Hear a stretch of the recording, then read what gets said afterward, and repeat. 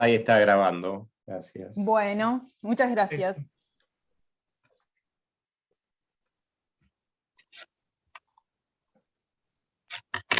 Bueno, les doy la bienvenida a todos, a todas, buenas tardes. Gracias por sumarse. Yo me presento, mi nombre es Luisina Marcos Bernasconi y soy quien va a estar coordinando este conversatorio que se llama Problemas de Historiografía Literaria Argentina e Invenciones de Cánones Literarios, el caso de la educación primaria, que va a estar a cargo de Andrea Bocco y de Mariano Dubín. Yo les cuento, digamos, yo trabajo en la Universidad Pedagógica Nacional, soy docente en la licenciatura en Enseñanza de la Lectura y la Escritura para la Educación Primaria, así que para mí es un gusto estar con los colegas compartiendo este espacio sobre temas que forman parte de nuestras indagaciones, de nuestros intereses como investigadores, y que también forman parte de ciertas inquietudes y de ciertas preguntas que quienes estamos en las aulas de las escuelas de nuestro país tenemos todo el tiempo, cosas que pensamos todo el tiempo y que son absolutamente pertinentes para el trabajo cotidiano de los docentes.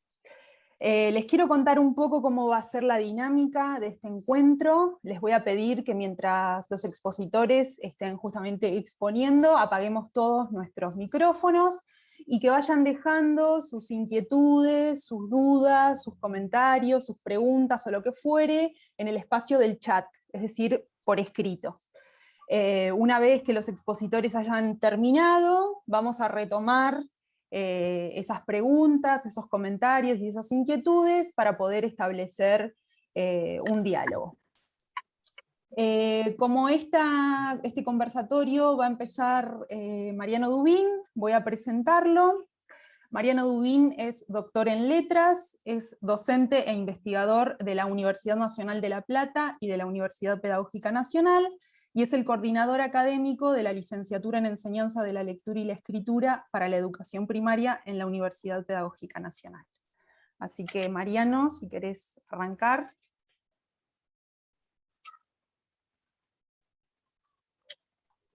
Bueno, antes que nada quiero agradecer a todos los compañeros y compañeras que están participando.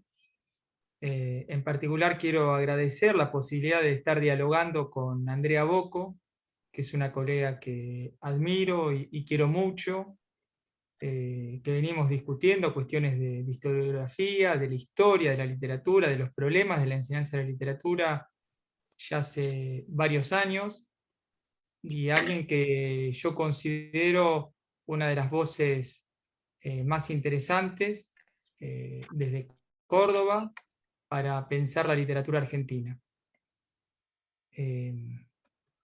Dicho esto, recordemos que hoy cerramos la semana de UNIPE virtual, y en particular el ciclo de charlas que hicimos desde el área de alfabetización y didáctica de la lengua y la literatura, donde propusimos una serie de debates que complejicen, que profundicen, que den cuenta de las distintas esferas teóricas que se tratan en el trabajo docente de la educación primaria, pero que no están disociadas, como veremos ahora con la historiografía literaria, de los problemas disciplinares de la lengua, la literatura, la alfabetización, la lectura, la escritura, de los debates generales de las ciencias sociales y humanas. En este sentido, para nosotros era muy importante introducirnos en unos debates sobre la historiografía literaria, ya que, como veremos en la exposición que llevaré adelante, ha sido negativizada como una serie de saberes abandonados.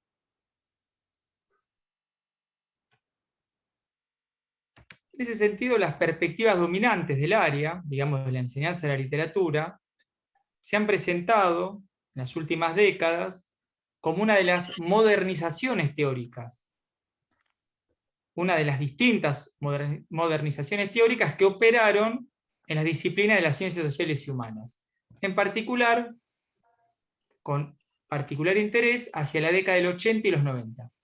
para entender este desplazamiento, esta negativización que hay de la historiografía literaria, es muy importante pensar las modernizaciones teóricas de la década del 80 y los 90.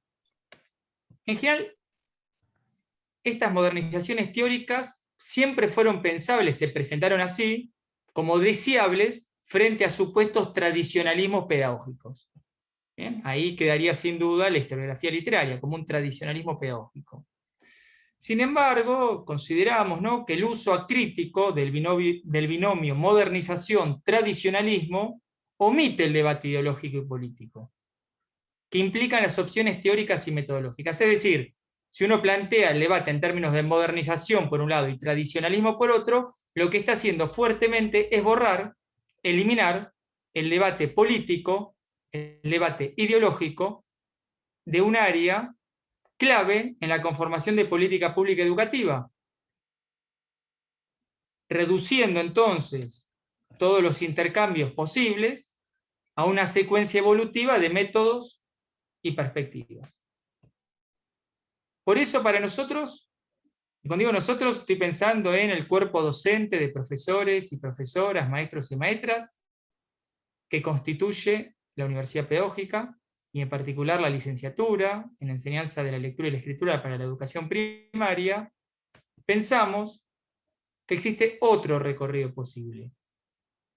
Por ejemplo, poner en relieve las emergencias ideológicas que se materializan en los desarrollos de las perspectivas dominantes de la enseñanza de la literatura. ¿Bien?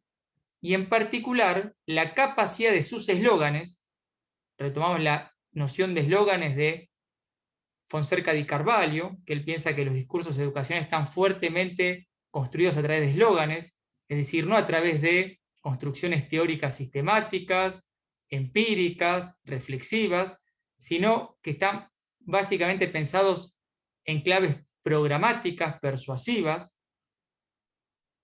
y que hacia la década de los 90 estos eslóganes sintetizaron ideas centrales del nuevo ideario contemporáneo.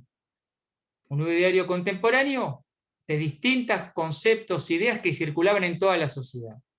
En ese sentido, es clave pensar el desplazamiento de la historiografía literaria como paradigma dominante del área durante casi un siglo. Para avanzar en esto, tenemos una serie de problemas. El primero es que hay una ausencia de historizaciones sistemáticas sobre la conformación del área. Es decir, tenemos muy pocos trabajos, uno de ellos son las investigaciones de Carolina Cuesta, que saldan esta vacancia sobre cómo se constituye una serie de circuitos académicos y técnicos, o técnicos, que van formulando nuevos conceptos clave en las reformas educativas y curriculares, a partir de orientaciones de los organismos internacionales, en la imposición de reglas y estándares globales. En ese sentido, el trabajo de Cuesta es de los más acabados, que estudia la red sistémica construida entre equipos técnicos, industria editorial, docencia, investigación universitaria, digamos eso por un lado, y por otro los organismos internacionales, que son cada vez más presentes, más dominantes en la conformación de política pública. No solamente hablamos de la escuela primaria, sino también de los distintos niveles, ¿no? Inicial, secundario, terciario y universitario. Y esos organismos internacionales son el BID, el Banco Mundial, la OCDE, la UNESCO, etc. Pero no tenemos que entender estos vínculos solo en términos de transformaciones legales, es decir, la transformación, la producción de nuevas políticas curriculares, los cambios de jurisdicciones, los recortes salariales, sino también, y esto es central, en las reconfiguraciones disciplinares. En las reconfiguraciones disciplinares. Es decir, cómo los conceptos de lengua, de literatura, de lectura, de escritura, los grandes conceptos que estructuran, que orientan el trabajo docente, se van matizando, se van entramando en nuevas matrices ideológicas conceptuales. En particular, hacia la década de los 90, tanto la política curricular cómo las perspectivas dominantes del área responden a supuestas exigencias de sociedades globalizadas y nuevos contextos políticos y económicos. Por eso algunos autores, como Díaz Barriga, considera que la Ley Federal de Educación, del año 1993, fue un caso testigo de la reacomodación casi completa, total, del sistema educativo en virtud de las directivas, de las directrices de los organismos internacionales. E iremos viendo cómo hay continuidades en la siguiente ley, la Ley de Educación Nacional del año 2006. Pero volvamos a este contexto, la década de los 90, ¿bien? Donde el desplazamiento de la historiografía literaria como paradigma dominante se realiza. Y solo puede ser entendido en tanto una cointeligibilidad, es decir, la recurrencia de distintos discursos de la época, que se dan al mismo tiempo, de sucesos que en principio, si no, deberíamos entender disociados. Es decir, para entender este desplazamiento del paradigma tenemos que ver la recurrencia de distintos discursos. Por ejemplo, requisitos de organismos internacionales, las modernizaciones teóricas, la supremacía de nuevos valores ideológicos y culturales, las reformas educativas y la emergencia de nuevos campos de estudio y circuitos de especialistas.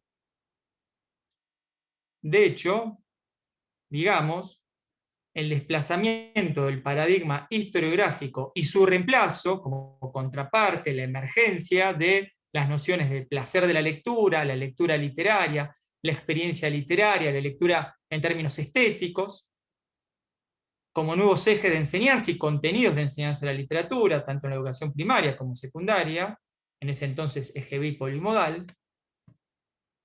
se da en el marco de una nueva matriz ideológica, que estructura esa nueva matriz ideológica la totalidad discursiva. ¿Bien? Entonces, si no analizamos esa totalidad discursiva, vamos a entender el desplazamiento de la historiografía literaria simplemente en términos de un campo autónomo, un campo aislado. Es decir, se produce este desplazamiento de la historiografía literaria porque hubo una serie de debates hacia adentro del campo crítico que la desplazó.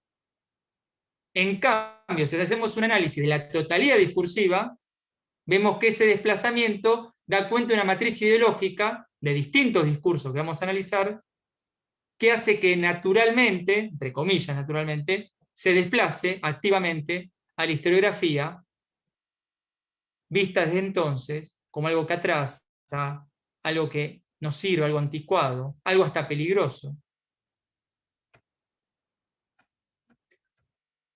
A ver, en conclusión, lo que no podemos pensar es que la historiografía literaria, como paradigma, se agota por debates internos.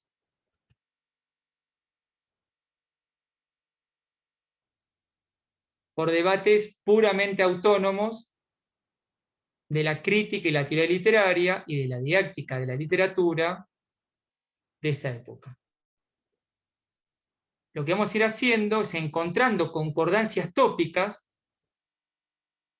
de la crisis de la historiografía literaria, donde, como dije, documentos de organismos internacionales, reformas educativas, materiales extracurriculares, la producción de teoría y crítica literaria, la producción extracurricular, manuales, la reforma de los planes de estudio, las propuestas y secuencias didácticas, y a su vez, si queremos avanzar en una producción del discurso social de la época, revistas, medios, discursos políticos, libros de historia, que abonan a este tópico.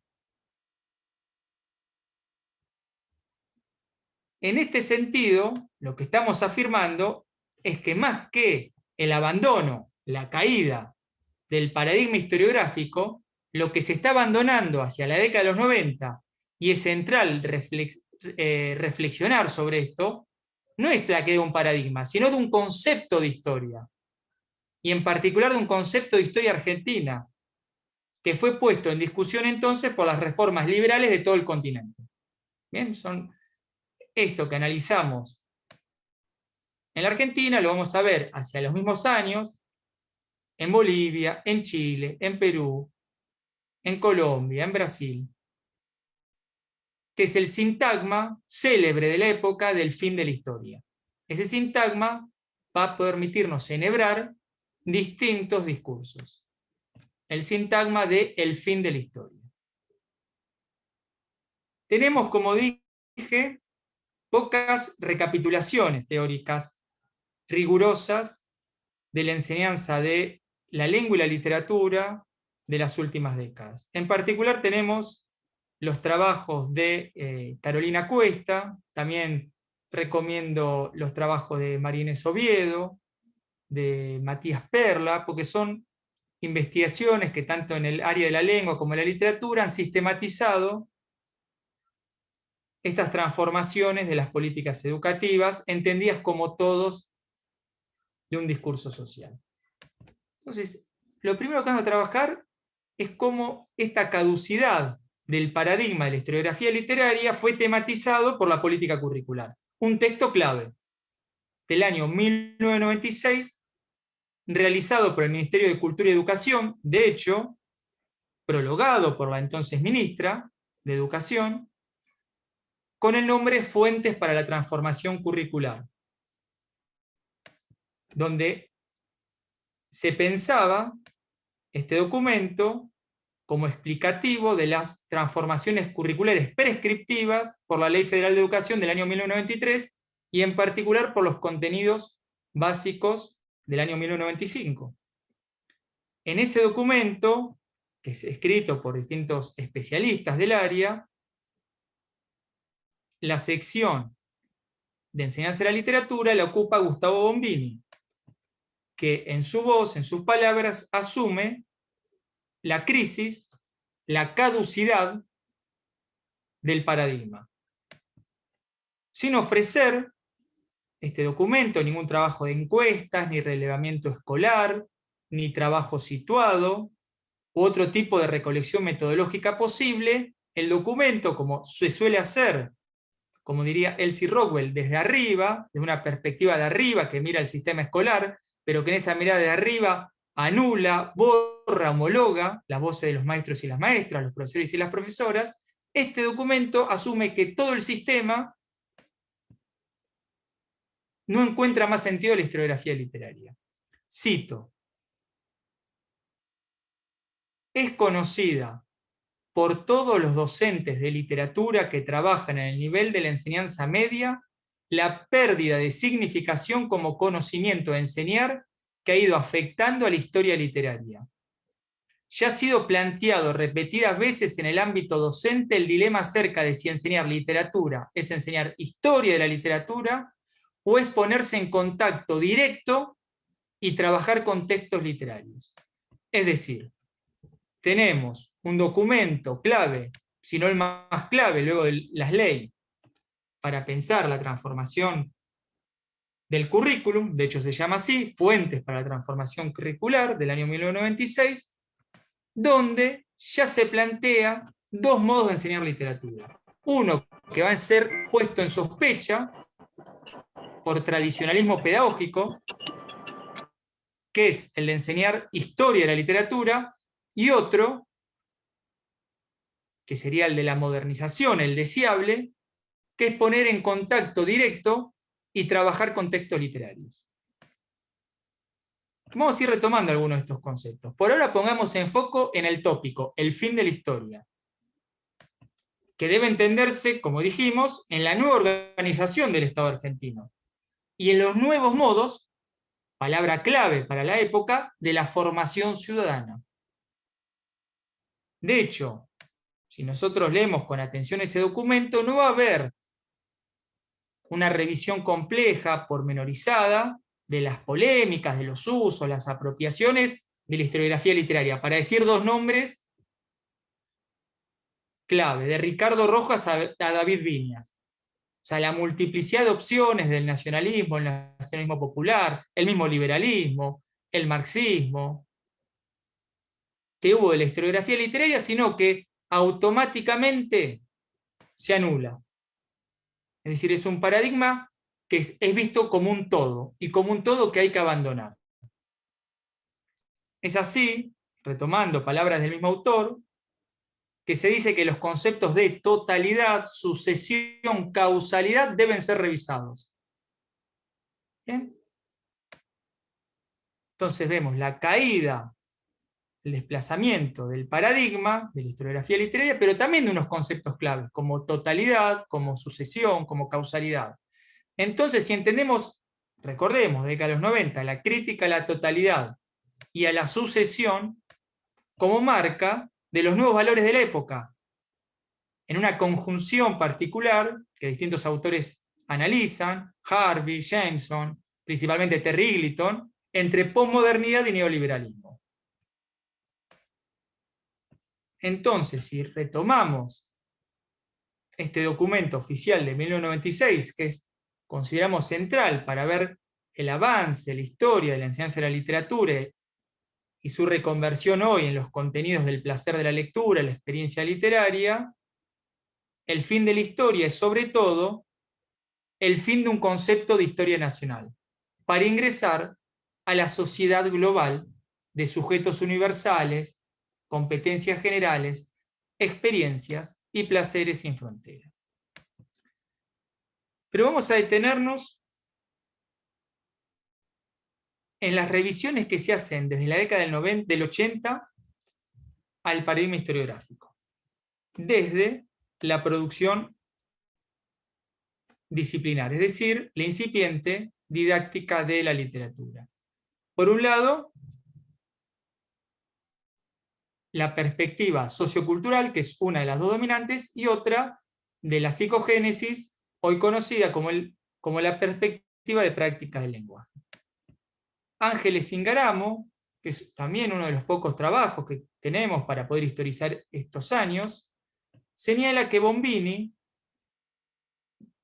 autor clave de la didáctica sociocultural, cito, dice Ingaramo, destacaba la importancia de determinar y considerar los impactos que las innovaciones teóricas, no inscritas directamente en el área de la historiografía literaria, podrían ejercer en la reelaboración de una historia escolar de la literatura.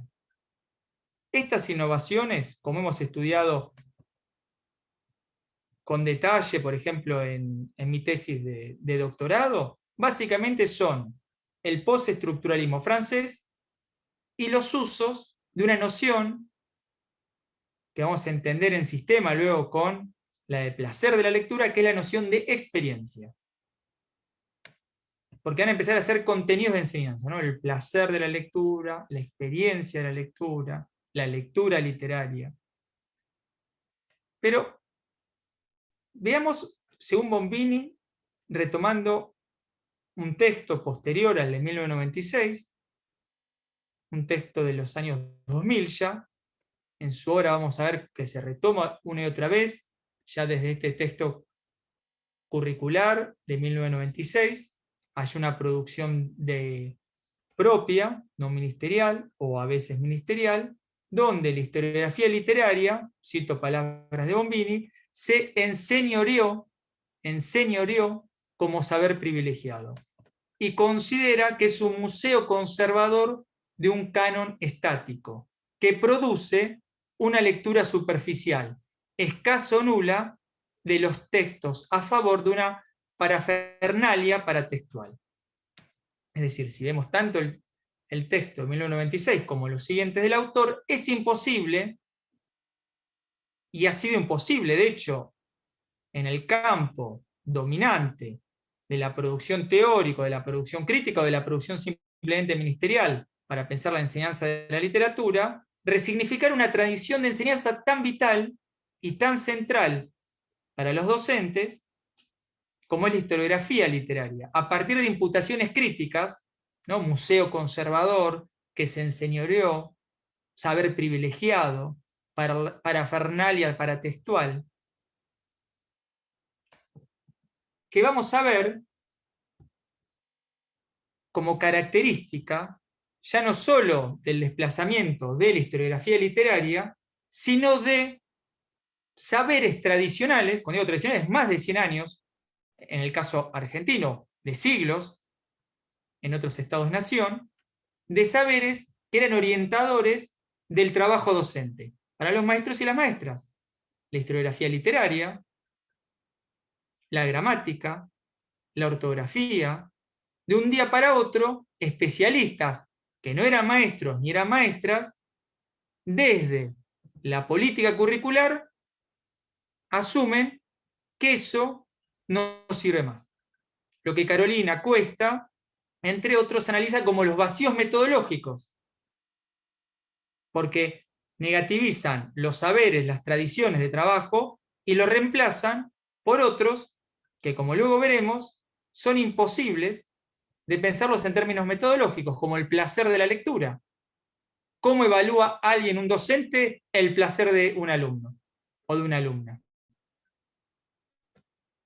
Tampoco, vuelvo a decir, es la resignificación, la reapropiación, porque eran paradigmas, fíjense, de Ricardo Rojas y el nacionalismo, a las lecturas de David Viñas y la lucha de clases en la literatura argentina y en la historia argentina, vemos una multiplicidad de paradigmas. Solo puede entenderse este desplazamiento en la recurrencia tópica de los años 90, el fin de la historia, y el fin de la historia nacional de las naciones periféricas. Por eso, estas reformas integrales, totales, que desechaban historias, tradiciones, prácticas, no eran privativas del sistema educativo. Recordemos, para los más jóvenes, que desde la ley 23.696, conocida como la Ley de Reforma del Estado, el gobierno de Carlos Menem había avanzado con profundas reformas, por ejemplo, disolviendo áreas enteras de su estructura, privatizando empresas, clave de propiedad pública, reprimarizando la economía y aprobando las regulaciones y fiscalizaciones de organismos internacionales. ¿Bien? Ahí fuertemente ingresan, por la aprobación misma del Estado, las regulaciones y fiscalizaciones de organismos internacionales en la confección y ejecución de políticas nacionales. No es que no existieran, existen desde la década del 50. En ese sentido, recomiendo, por ejemplo, la tesis de María Inés Oviedo, que trabaja esto en la alfabetización. En la década del 50 ya aparecen los organismos internacionales de crédito, de educación, de comercio, con sus especialistas y sus modernizaciones. Pero en los 90, ¿qué hace de estas políticas un continuum con la política nacional? Y en este contexto debemos entender la Ley Federal de Educación del año 1993 y las distintas producciones curriculares, como la Fuente de Transformación Curricular de 1996, bajo el imperativo de época de reforma integral. Es decir, construyendo un hiato, un corte con la historia precedente. Reforma del Estado, reforma constitucional, reforma educativa, reforma curricular.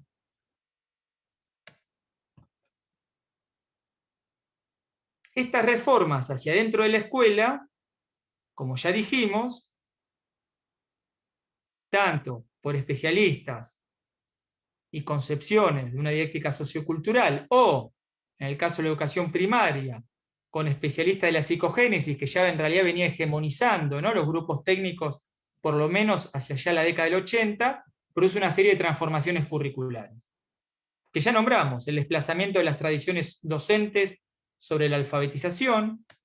Bien, pensemos toda la tradición de maestros alfabetizadores que producían reflexiones sobre la alfabetización, de repente son desplazados por pensamientos que se presentan, desarrollos que se presentan científicos, y que los docentes simplemente en cuestiones técnicas deben seguir. En ese sentido, décadas, siglos, y uno hasta podría decir milenios, de métodos y perspectivas de trabajo en la intersección escritura y lengua, el abandono, por esto mismo la historiografía literaria, de las tradiciones orales folclóricas, siempre vistas como unidad de localismo, que nos alejaba de lo global, y en ese sentido, la renovación, retomo el título de la charla, de historiografía y canon, la renovación, o la búsqueda de renovación del canon escolar, a través de la literatura infantil y juvenil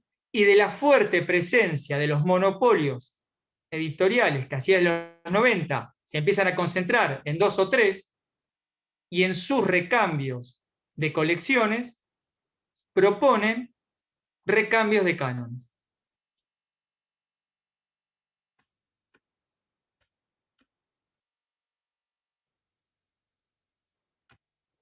Muchas de estas matrices, de estas reconfiguraciones, vamos a seguir encontrándolas en la siguiente ley, es decir, la Ley de Educación Nacional, que en este momento, para no hacerlo tan extenso, no me voy a detener, pero hay una continuidad de lo que vamos a ver, el abandono de estos paradigmas históricos por el placer de la lectura, la experiencia literaria, la lectura literaria, la idea de un lector siempre abstracto, un sujeto siempre universal, y que no podemos dejar de pensar, como ya he dicho, en el avance de una idea de fragmentación social en la intersección de posmodernidad y neoliberalismo.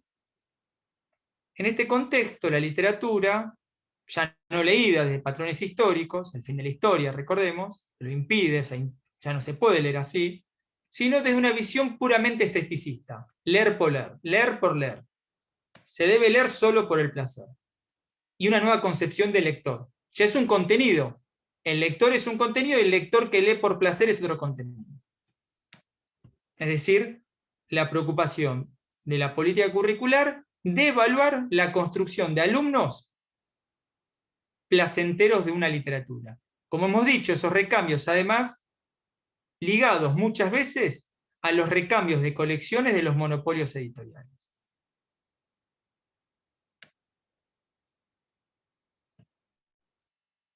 Entonces, lo que va a ir apareciendo en esta caída del paradigma es fuertemente las corrientes postestructuralistas, posmodernas, como dije, el placer, la experiencia, que ya hacia la década del 60, el mismo Jean-Paul Sartre, por ejemplo, cifró una frase que ha sido citada muchas veces como le refus de l'histoire, la negación de la historia. Es decir, el abandono de la historia como fuente de las interpretaciones y lecturas. Y ya ahora un reajuste ideológico del recambio liberal, la novedad, la autonomía, la vida privada, las competencias individuales, todo proyecto social y comunitario es reducido a lo privado, a lo individual, a lo estético. Por eso, como dijimos, el paradigma historiográfico no cae por modernizaciones o por una evolución interna de los debates teóricos literarios. En todo caso, la pregunta es por qué estas modernizaciones teóricas, como habían hecho antes, no recuperaron y reformularon el paradigma.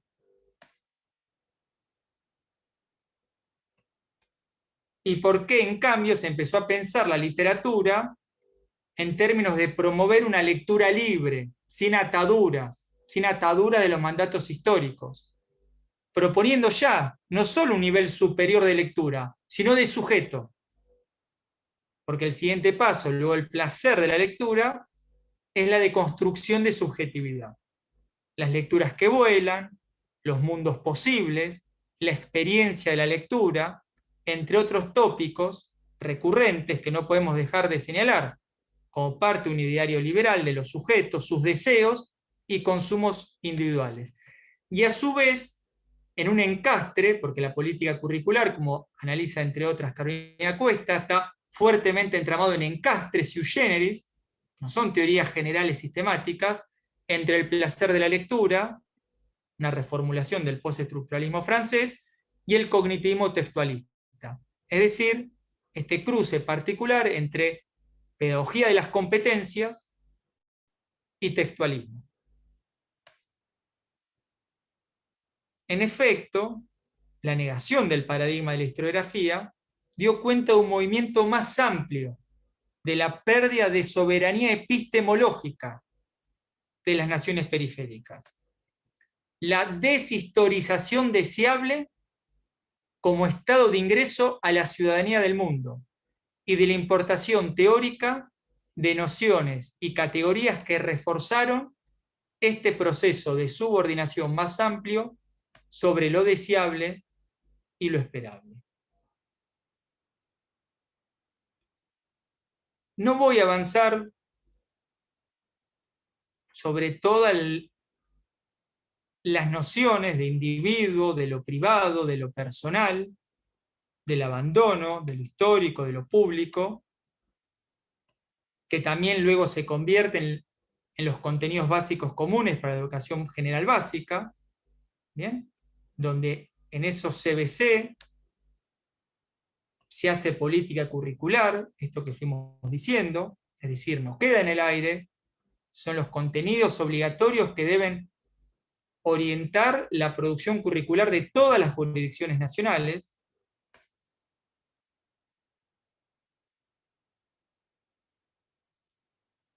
Para no pensarlo simplemente en un plano local, en otras instancias que tengamos vamos a avanzar en todas estas implicancias conceptuales ideológicas, pero no quiero dejar de señalar, como fui nombrando pero no profundizando, que estas reformulaciones del abandono, por un lado de la historiografía literaria y por el otro el ingreso fuerte de la experiencia, la construcción de subjetividades, las competencias, respondía y responde a requisitos de organismos internacionales. En ese sentido, sigo la investigación de Matías Perla, que ha estudiado en profundidad las reconfiguraciones disciplinares en el área lengua y literatura en relación a organismos internacionales, agencias del Estado, participación de especialistas en educación, las famosas ONG, que luego vemos que en realidad no son ONG, sino fundaciones de monopolios empresariales como la Ford Foundation. Y Perla se detiene en lo que él considera un documento clave para la reconfiguración disciplinar de la lengua y la literatura, que se llama el Currículum para 1980, que es un documento hecho 10 años antes, en 1970, desde la OCDE.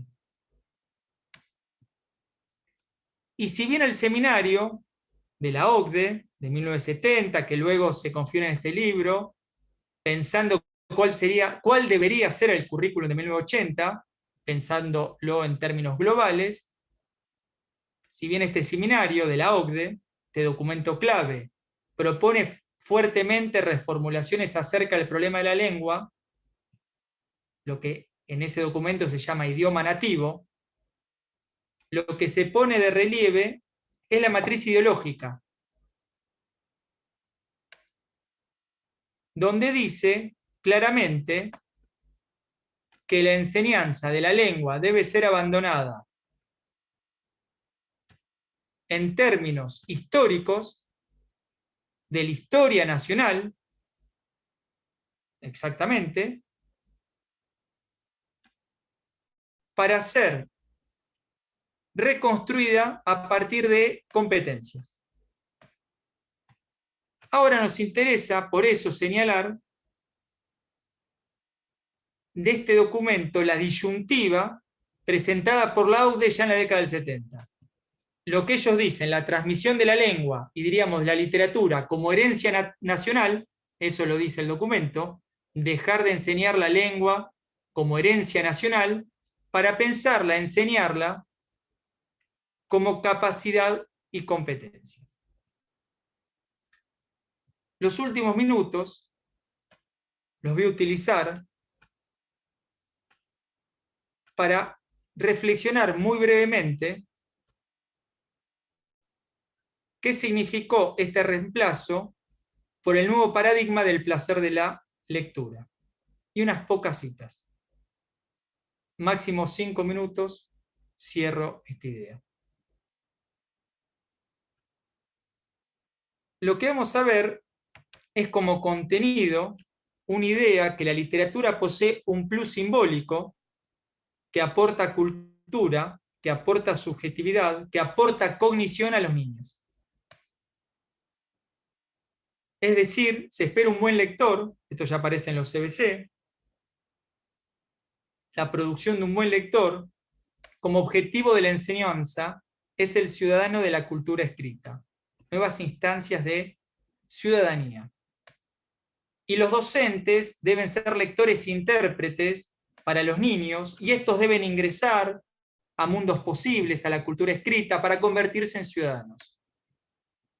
Vamos a encontrar entonces la aparición, la multiplicidad de eslóganes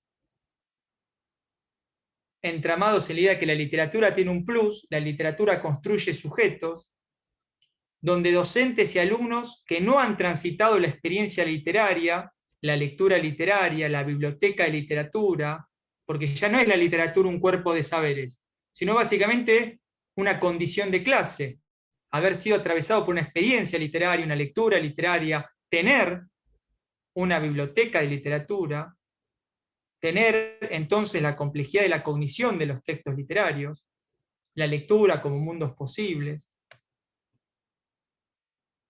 son siempre las formas verdaderas de relacionarse con la literatura. Por oposición, esta nueva forma de entender la enseñanza de la literatura se desprende que hay otros sujetos que no han adquirido o no poseen los recursos culturales y cognitivos que sí poseen los especialistas. En ese sentido, lo relacionamos a lo que una autora brasilera, María Helena Sousa Pato, en su libro más conocido, La producción del fracaso escolar, de 1999, afirma sobre las explicaciones del fracaso escolar, donde se pasan de explicaciones racialistas a explicaciones culturalistas. Como ya no se puede explicar el fracaso escolar a través de lo racial, se crea la figura, la idea de ambiente. El ambiente va a ser el que explique el déficit de ciertos alumnos y de su propio fracaso. Los discursos dominantes del área remiten constantemente a quienes no leen o no leen asiduamente literatura, porque no poseen o van a biblioteca de literatura, porque no se relacionan con los libros de literatura y que por ello no realizan operaciones cognitivas complejas. Lo mismo que leíamos en ese documento 1970 de la OCDE, 1972 para ser preciso, donde se habla de niños que presentan carencias culturales. Porque ¿quiénes son entonces esos sujetos que todo el tiempo la política curricular, las perspectivas dominantes del área, nombran en términos de carencia de cultura? Ya que es la misma inscripción, la misma solicitud de inscripción que hacen todos los niños y niñas para entrar al sistema escolar argentino, lo hice yo con mis niñas, uno llena una planilla donde pone, por ejemplo, los nombres, dónde vive, cuántos hermanos tiene, y la única pregunta que se hace en esa solicitud de inscripción a los distintos niveles educativos en la provincia de Buenos Aires y de muchos otros es la cantidad de libros en el hogar, no contando revistas, diarios y textos escolares. Una pregunta que se formula entre averiguaciones de datos familiares, cantidad de vacunas y locación del hogar familiar. De hecho, las preguntas previas que se hacen son cantidad de hermanos, ¿no? Distancia del domicilio a la escuela.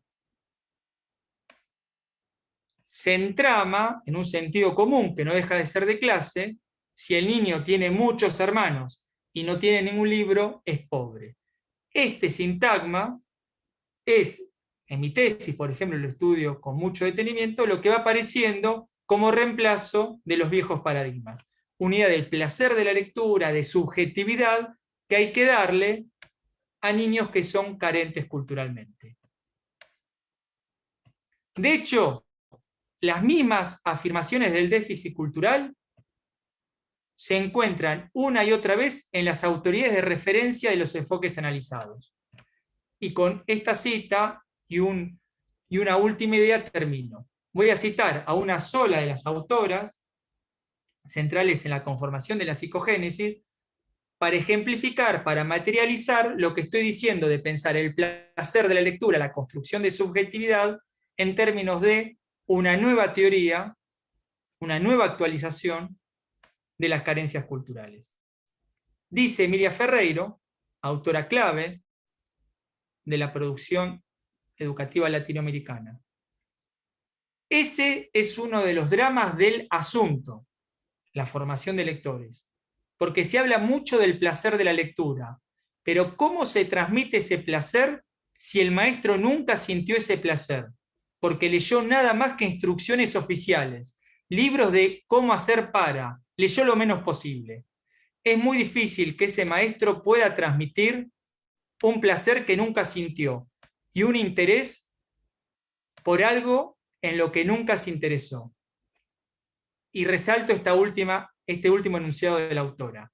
En toda América Latina, el reclutamiento de maestros viene de las capas menos favorecidas de la población. Por eso, en consecuencia, entendiendo que es un tema muy complejo y que no pude abordar en todas las aristas, como se dice, por ejemplo, vuelvo a citarla porque hay una serie de argumentos que habría que reponer, que por el tiempo que tengo no lo puedo hacer en mi tesis de doctorado. En consecuencia, como se fundamentó, por ejemplo, con Sousa Pato, estas perspectivas dominantes, desde una visión etnocéntrica de la cultura, consideran que solo ciertos ambientes que ofrecen una estimulación sensorial proveniente del medio físico, a saber, la biblioteca entendida como libros de literatura, en la didáctica sociocultural, o el ámbito de la lectura, con libros de literatura en la perspectiva de práctica del lenguaje, y con ellos también exhiban los valores, creencias y normas típicos de las clases medias. En conclusión, la reforma de los años 90 y la emergencia de los lineamientos y conceptos que reconfiguraron el campo educativo, desde entonces con sus consiguientes actualizaciones disciplinares o modernizaciones teóricas, han ido reforzando las bases ideológicas y conceptuales de una teoría sui generis del déficit cultural. A su vez, este déficit se montó, como hemos visto, sobre una serie de imágenes del mundo popular que aún hoy son dominantes en la política curricular y en las perspectivas hegemónicas de la enseñanza de la literatura. Muchas gracias. Muchas gracias a vos, Mariano. Aplausos. Muy claro, muy interesante todo lo que fuiste planteando. Vamos a darle lugar ahora a nuestra segunda expositora, Andrea Bocco. Voy a presentarla. Andrea Bocco es doctora en Letras Modernas por la Universidad Nacional de Córdoba. Es profesora titular en la Cátedra Literatura Argentina I, Escuela de Letras, Facultad de Filosofía y Humanidades de la Universidad Nacional de Córdoba. En la misma universidad es directora del proyecto de investigación Recorridos heterodoxos de las literaturas en Argentina, codirigido por la doctora Cecilia Corona Martínez. Es miembro del Comité Asesor de la Maestría en Didáctica de la Lengua y la Literatura y la especialización en la enseñanza de la lengua y la literatura en la Facultad de Filosofía y Humanidades de la Universidad Nacional de Córdoba. Es miembro del Comité Académico de la Maestría en Literaturas y Fronteras en la Universidad Nacional de Jujuy.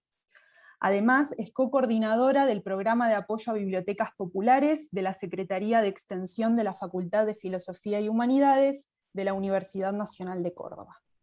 Bueno, Andrea, muchas gracias por estar acá y te escuchamos. Bueno, muchas gracias, Luisina, muchas gracias a la UNIPE por esta invitación. La verdad que, bueno, y particularmente a Mariano por compartir esta mesa, como él decía hace un rato, por pensar juntos, ¿no? Como yo digo, esta payada que a veces hacemos, bueno, en el último tiempo virtualmente. Así que, bueno, muchas gracias a los docentes, a los organizadores de esta semana UNIPE virtual. Siempre es un placer poder conversar con las y los colegas que están en las aulas de los distintos niveles educativos y compartir también las experiencias. Por un lado, bueno, escuché atentamente a Mariano, conozco sus trabajos, conozco alguno también de los trabajos que él ha ido mencionando. Y en esta esta primera placa que ven acá, ¿no? Que yo había pensado con largar como con esta pregunta, ¿no? ¿Qué criterios tenemos a la hora de seleccionar el material con el cual vamos a trabajar con nuestros alumnos, con nuestras alumnas, con nuestros alumnes, como nosotros nos ubiquemos y hablemos? Aparecen efectivamente, ¿no? Como él mencionaba, y de manera muy recurrente en el último tiempo, esta cuestión de, bueno, poder provocar, generar el placer, el entusiasmo, ¿no? A veces elegir textos que sean portadores de belleza, estética, que tengan calidad, ¿no? Una serie de criterios que yo no voy a impugnar, que me parece que son criterios interesantes para pensar. Pero la pregunta que yo me hago es, ¿de dónde deviene? O sea, ¿de dónde deviene que un texto mismo, el texto, sea el que vaya a generar el placer? O el entusiasmo, ¿sí? O qué es esto de la belleza y por qué eso necesariamente tiene que estar atado, digamos, con qué criterios nosotros también construimos esa noción de belleza, nosotros como seleccionadores, digamos, del corpus que le vamos a ofrecer a nuestros estudiantes, ¿no? Y, bueno, ni hablar el tema de la calidad. En este sentido,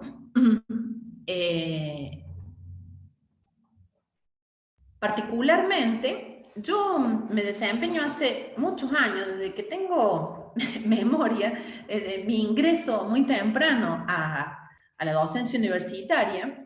Cuando digo muy temprano, digo muy temprano. Yo empecé a dar clase, entré, digamos, con un cargo en la materia en la que hoy tengo el honor de ser la titular, como auxiliar de segunda simple, o sea, la nada misma sería eso a nivel de cargo, en 1992, ¿no?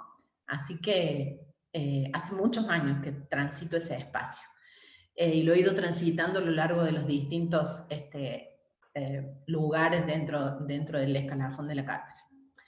Y claro, esa materia se llama Literatura Argentina 1 y el recorte establecido por el plan de estudios es Literatura Argentina de la Colonia y del siglo XIX, ¿no? Entonces, significa un desafío a la hora de enseñar, porque yo enseño en la Universidad Nacional de Córdoba con estudiantes que en su mayoría son jóvenes, que tienen 20 años, alrededor de eso. Por supuesto que hay una heterogeneidad y una diversidad también, pero fuertemente, digamos, mi componente son jóvenes veinteañeros, ¿no? Para quienes, a priori, nosotros siempre trabajamos con una encuesta el primer día, pero además, bueno, lo venimos palpando en una materia de tercer año, primer cuatrimestre de tercer año. Los textos con los que supuestamente ellos se van a enfrentar son textos que están alejados, totalmente alejados del gusto y las nociones estéticas actuales y de lo que ellos entienden por lo que les interesa leer, ¿sí? Está totalmente fuera, digamos, de sus intereses. A priori son textos aburridos, también son textos hipercanónicos que en definitiva no tienen nada para decirles, pero, y esto lo traigo a colación porque es importante y tiene que ver con las cosas que recién Mariano planteó, y me voy a detener un poquito en ello, también son textos desconocidos para ellos, ¿no? Es decir, hay una serie de configuraciones, pero resulta que cuando nosotros les preguntamos, nosotras, digo, porque somos todas chicas en la cátedra en estos momentos, les preguntamos, ¿qué leyeron? ¿Qué textos leyeron? De los que ellos piensan o creen, todavía, digamos, no han tenido acceso al programa, o sea, es bien así están en ayunas, ¿no? Que van a leer, bueno, tiran una serie de textos que efectivamente son los que van a tener que leer, entre muchos otros, pero no los han leído, ¿no? O los leyeron muy fragmentariamente, ¿no? Y hablo de los textos del canon, obviamente, del 19, que es un canon como bastante estructurado, o sea, La Cautiva, El Matadero, Facundo, Martín Fierro. Nos quedemos ahí, digamos. Yo podría ampliar ese canon, pero nos quedemos ahí, ¿no? No los han leído. Si los leyeron, los odian. Pero en general, ni los leyeron. Entonces, esto es interesante porque, digo, aparece un preconcepto de esa literatura con la que ellos se van a enfrentar, con la que a priori, digamos, están como más bien con una expectativa negativa, ¿no? Con una serie de dudas, y en ese sentido digo, es un desafío entonces pensar una propuesta de enseñanza, pero donde claramente, por un lado, lo que percibo es que en ese abandono, digamos, ¿no? En ese desconocimiento de esos textos, la pregunta es, ¿qué leyeron? ¿No? ¿Qué son las cosas que leyeron, por ejemplo, en el secundario? ¿O cuáles son las cosas que leen ahora? Una de las cuestiones que más me llama la atención en el último tiempo es que ellos son grandes lectores de teoría. Están totalmente obnubilados por la teoría. Estudiantes de literatura, ¿no? Una carrera de literatura. A ver, ¿y eso está mal? No, no está mal. Pero también me genera ese interrogante. ¿Qué está pasando, digamos, con el consumo, digamos, de lo literario? Eso por un lado. Y por otro lado, esto también, digamos, una marca que viene de sus trayectos escolares previos, ¿no? Y por otro lado digo, acá aparece, ya empieza a aparecer, me parece que empieza a filtrarse esta cuestión que vos recién, Mariano, planteabas de entender que la historia de la literatura es algo que está pasado de moda, ¿no? O sea, el Museo Conservador, es algo que significa un canon estático, entonces no, ¿para qué vamos a ir a eso? Porque eso no tiene nada para ofrecernos hoy, digamos, ¿sí? Y además es un saber privilegiado, es muy loco esto, ¿no? De un saber privilegiado, porque la verdad no sé qué quiere decir eso. No sé, no entiendo qué quiere decir un saber privilegiado eso. Sí entiendo lo de la parafernalia paratextual, ¿no?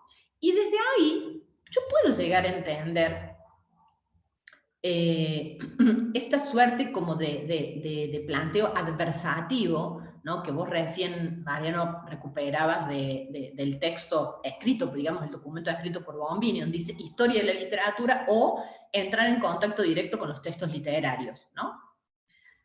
Puedo entender que ha habido una tradición de enseñanza, sobre todo superior por ahí, que eso se ha filtrado a otros niveles, en donde construir, digamos, el relato sobre los textos, ¿sí? Hacía escatimar las lecturas de los propios textos, es decir, no poner a los y las estudiantes en contacto directo con esos textos, ¿sí? Yo eso lo puedo entender. Y a mí me parece que poner a los estudiantes en contacto directo con los textos es central, porque yo no puedo pensar en construir significados, interpretaciones, lecturas, y promover la construcción de lecturas por parte de mis estudiantes si no leen los textos. Porque si no, lo otro es que yo les cuento la historia y ellos la repiten. Eso no, obviamente. Ahora, reducir a esta operación todo lo que significa una apuesta a una historia crítica de la literatura argentina, latinoamericana o en general, me parece que es desconocer, ¿sí?, lo que también en las prácticas, en las aulas, se da. Pero además es desconocer lo que el propio campo disciplinar de la historiografía aporta y ha desarrollado. Como muy bien recién señalaba Mariano, ¿no es cierto?, desde el fundador del campo en la Argentina, ¿no es cierto?, don Ricardo Rojas, entre 1917 y 1922, que saca su Historia de la Literatura Argentina, hasta las actuales, digamos, que todavía siguen saliendo, ¿no es cierto?, coordinada por G-Trick, y en el medio, obviamente, con una figura como la de Viñas, nosotros no podemos pensar que ahí hay solamente un relato que que implica, no sé, sucesión, cronología, linealidad, una serie de listas de nombres, de fechas, de obras, ¿sí?, de marcos históricos y nada más, sino que ahí hay toda una condensación de una serie de procesos para pensar la configuración de la literatura argentina en relación con lo político, lo histórico, lo estético, lo cultural.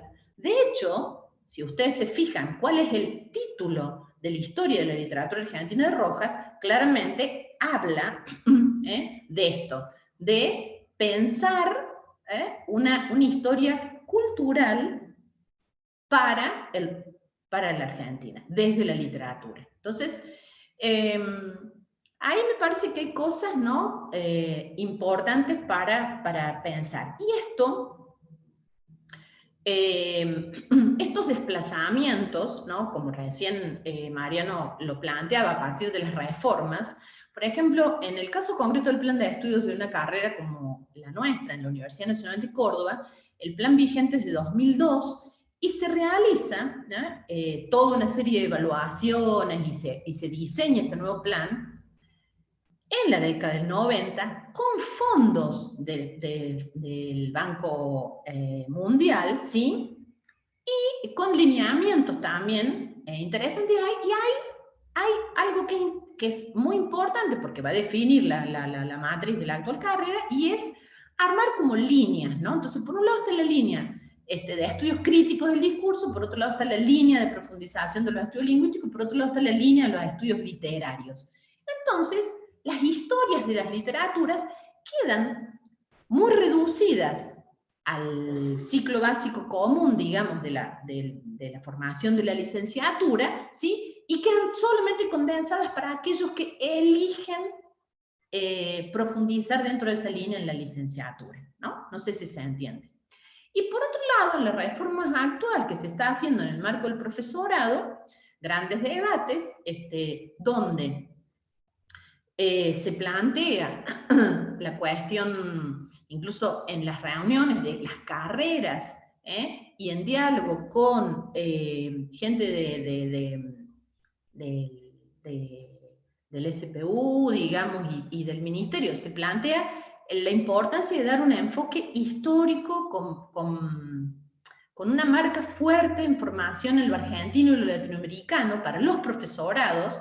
Eso después, a la hora de terminar de pensar los planes de estudio específicos de las carreras, eso se va a diluir también, ¿no? Y nuevamente ahí volvemos a tener estas cuestiones. Incluso, perdón, porque esto lo estoy trayendo, a lo mejor estoy un poco desordenada en estos momentos, pero lo estoy trayendo porque son las cosas que me vinieron a la cabeza a partir de escucharlo Mariano, ¿no? Incluso para nuevamente plantear esta cuestión del conflicto, digamos, ¿no?, y el desplazamiento de la historia, de lo histórico, de la historiografía. Yo recuerdo que en la década del 90... Creo que, no sé si esta es la tercera o cuarta vez que lo dicto, es decir, la verdad que para mí es una alegría que siempre... Perdón, Andrea, no, tuvimos una interferencia. Ah, bueno, yo no entendí nada, lo tengo restringido acá a una fila nomás. Ok, perfecto. No, digo, recuerdo en la década del 90, en el campo de la investigación, en nuestra área específica, digamos, desarrollo de la historia crítica de la literatura argentina y latinoamericana, lo que nos pasaba a muchos de nosotros es que nos empezaron a acusar de que nosotros no investigábamos sobre literatura, ¿sí? No investigamos sobre literatura, no sé sobre qué investigamos, pero no investigamos sobre literatura. El hecho de hacer ingresar la matriz, digamos, las variables histórico-políticas, digamos, ¿sí?, para pensar la literatura en la década del 90, eso era eyectar del campo.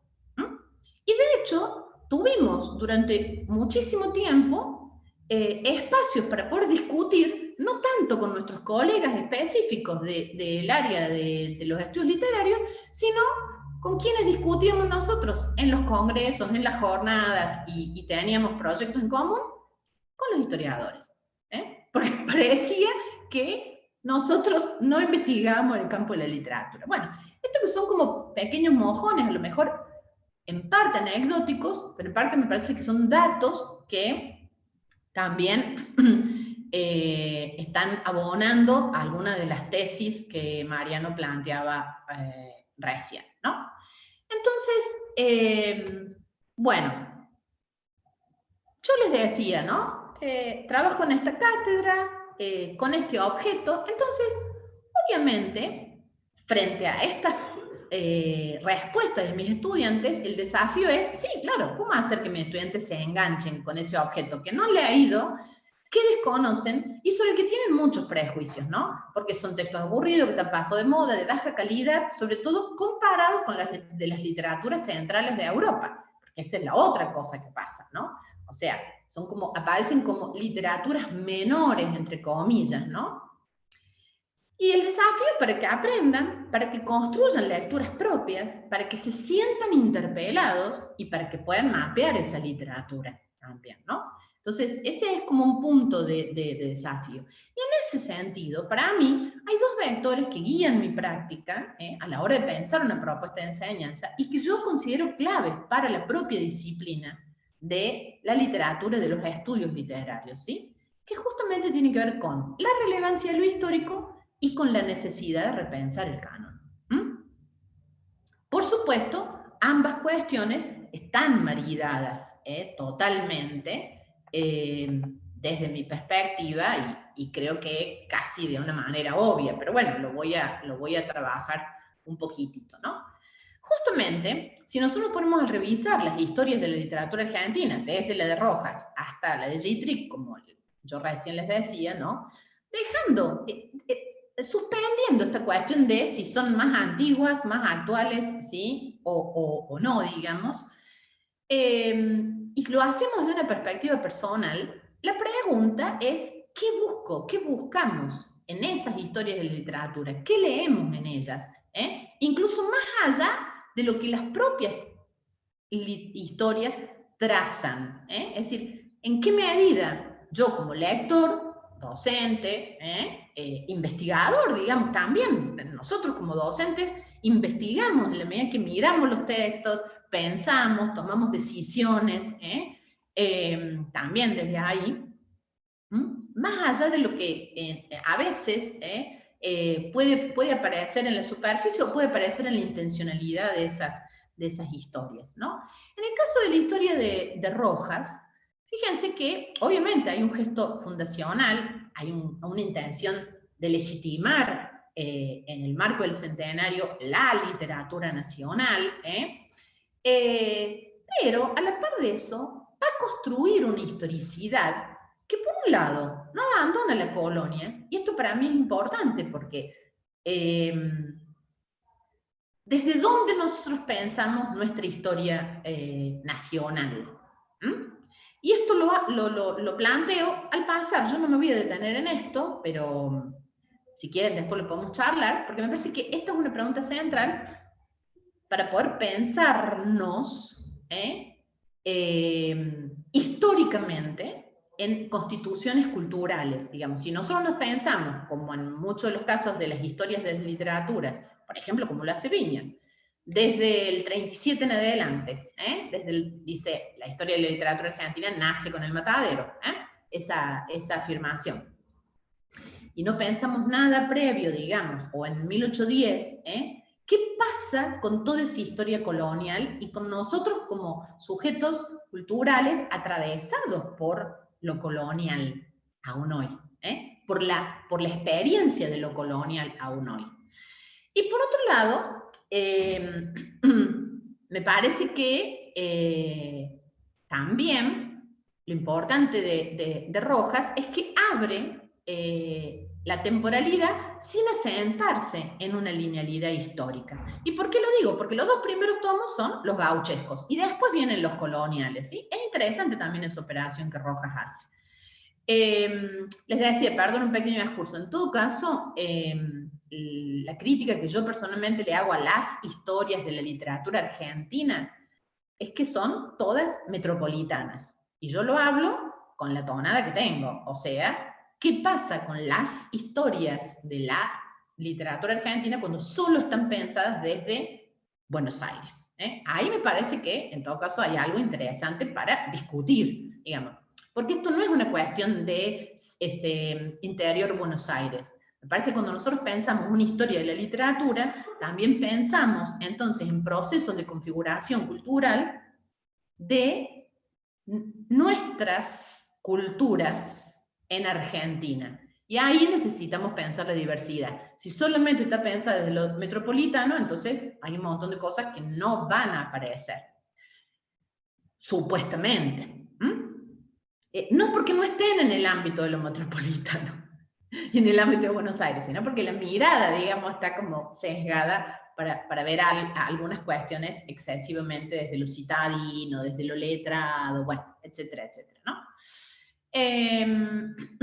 Bien, entonces, en este caso, en Relaciones Rojas, está bien, ustedes tranquilamente me pueden decir, yo ya abro el paraguas acá y me dicen, bueno, sí, bueno, mira, Andrea, obviamente Rojas abre con los gauchescos, ¿por qué? Y porque el tipo, como buen representante de la generación del centenario, ¿qué está haciendo? Y está haciendo toda la operatoria de esa generación de intelectuales, que es construir la argentinidad desde un lugar homogéneo, y entonces el gaucho le sirve para eso, etcétera, etcétera, y eso forma parte de una operatoria de la propia oligarquía argentina, que está tratando de trazar una argentinidad, ¿sí?, homogénea, oponiéndose ¿quién? Y a ese nuevo bárbaro que es el inmigrante que está como infectando todo, ¿no es cierto? Y que de hecho eso tiene que ver en el desarrollo de nuestra historia también con la emergencia del irigoyenismo, el cual Rojas va a adherir, ¿no? Esa es otra cosa. Y además Rojas en el desarrollo de su pensamiento no tiene una matriz tan homogeneizante. De hecho, escribe un texto que se llama Eurindia, por ejemplo. Nosotros podemos hacerle todas las críticas que quiera, pero ahí vemos que la cosa es un poquito más compleja, ¿no? Entonces, bueno, pero supongamos que está bien, eso forma parte y sería como la operatoria hegemónica, digamos, visible, lo que está en la superficie del texto, ¿no? Y está bien, porque incluso el hecho de empezar con los gauchescos también se puede ver en el devenir del propio género de la gauchesca, ¿no? Desde su emergencia hasta la década del 80, cuando de alguna manera el propio género va a empezar a operar como una frontera cultural para ese inmigrante invasor, ¿no? Y nuevo bárbaro. No sé por qué salió ese no, pero quedó ahí.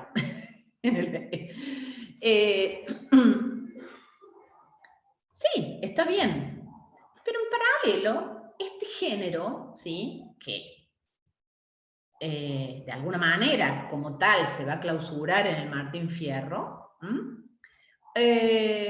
nosotros también podemos leer ahí qué ha ido pasando, incluso alrededor del centenario, con la representación social del gaucho, que va a operar tanto en el género, y que se va construyendo socialmente en una calle de doble vía, porque nosotros tenemos que pensar que la literatura es eso, la literatura no refleja lo real, se construye a partir de un vínculo doble, ¿sí?, con lo histórico, con lo social, pero también construye lo histórico y lo social. Entonces, la representación del gaucho funciona dentro de las variables históricas y también dentro de las variables discursivas en el propio campo del desarrollo del género, ¿no? Y entonces en este punto,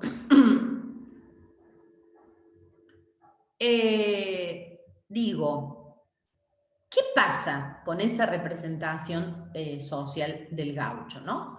Porque si nosotros lo miramos en relación al género, específicamente desde los primeros atisbos de la gauchesca en el periodo tardocolonial, ¿sí?, fin del siglo XVIII, a partir y después de la emergencia del género con Bartolomé Hidalgo y, como decía recién, con la clausura con el Martín Fierro, en el género se van tensionando y superponiendo, y esto me interesa resaltar, superponiendo las representaciones, es decir, imágenes de gaucho que me remiten a valoraciones como vago, delincuente, asesino, malo, desertor, taimado, víctima, cantor, vaquiano, rastreador, es decir, poseedor de saberes y de un oficio, padre, esposo, hijo, valiente, luchador, soldado, patriota. O sea, fíjense que en este combo tenemos una serie de adjetivos y sustantivos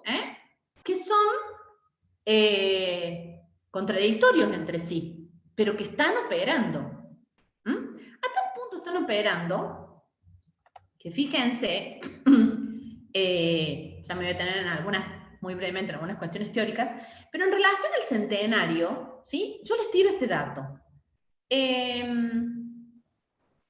Cuando nosotros leemos la crítica, gran parte de la crítica dice que, bueno, entonces que en el centenario, en 1910, Rojas, Lugones, construyen al gaucho como un héroe nacional, lo mitifican, lo edulcoran, lo domestican, ¿sí? Y lo presentan de esa manera. Y entonces, en ese operatorio pareciera ser que entonces, a partir de ese momento, el gaucho forma parte de una tradición anquilosada, cooptado totalmente por la oligarquía, que ya no tiene más nada que decir.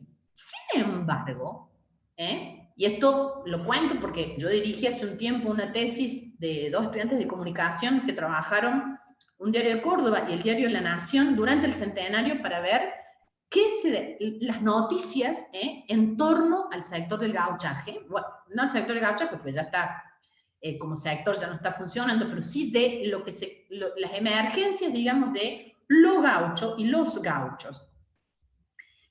Y entonces, en ese momento se produce esta operatoria, ¿sí? Por un lado, de aparente procedización, configuración de mármol del gaucho y apropiación, y que el gaucho ya no pueda más, no tenga más nada que decir de, si se quiere, esa tradición de resistencia, que en gran medida la gauchesca pone en evidencia, y las noticias vuelven a repetir una y otra vez, sobre todo las noticias policiales, en donde los gauchos son los que generan los disturbios, los delincuentes, los que generan los robos, aquellos que no están formando parte de esa ciudadanía, digamos, que se está pretendiendo construir.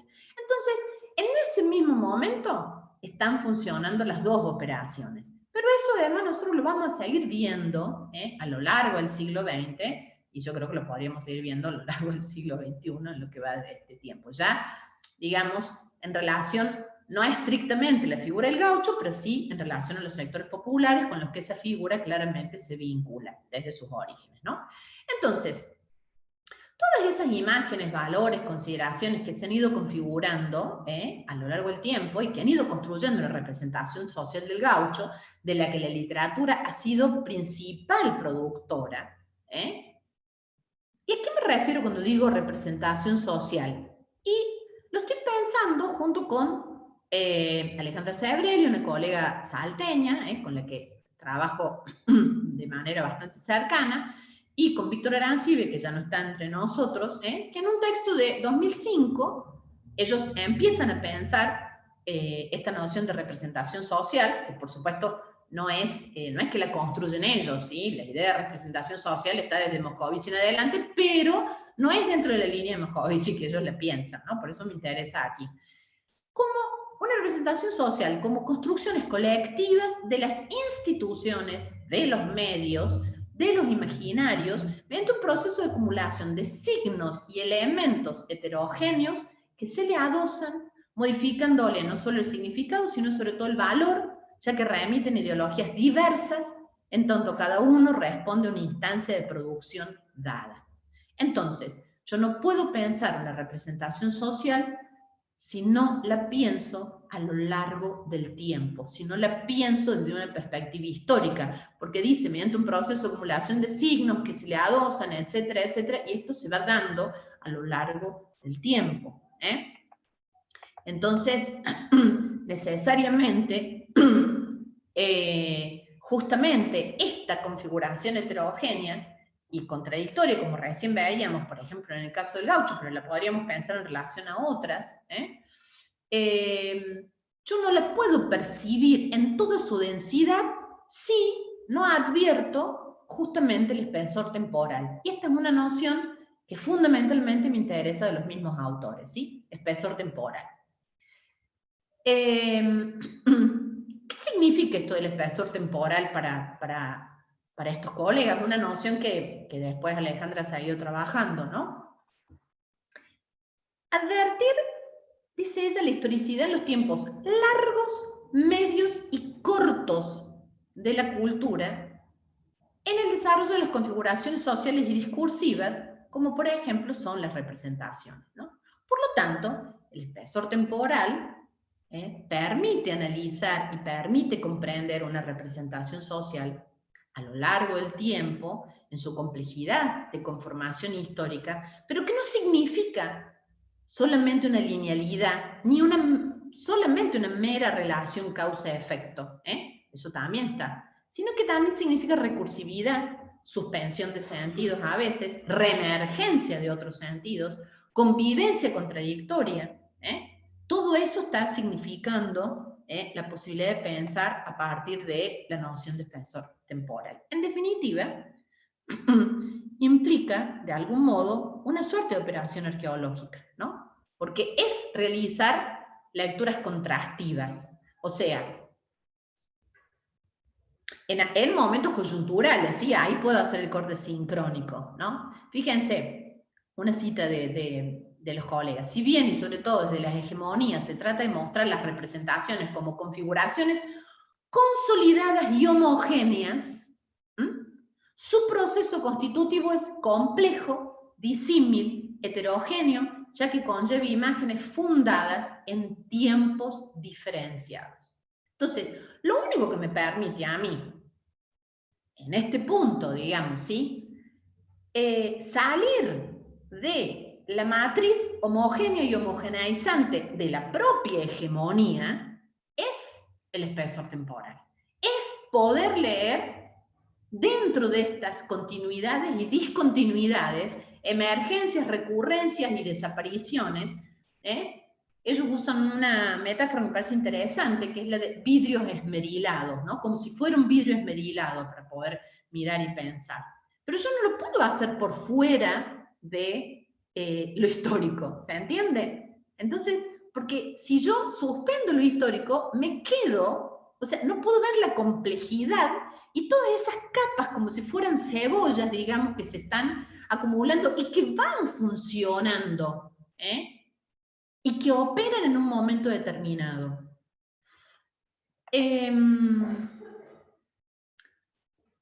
Entonces, si vuelvo, digamos, a partir de estas cuestiones, a ver, yo tomo el tema del género gaucho porque me parece que es lo que tal vez nos permite poder dialogar a todos, digamos, ¿sí? Tal vez, digo, y ustedes me dirán si la erré de punta a punta, bueno, disculpen.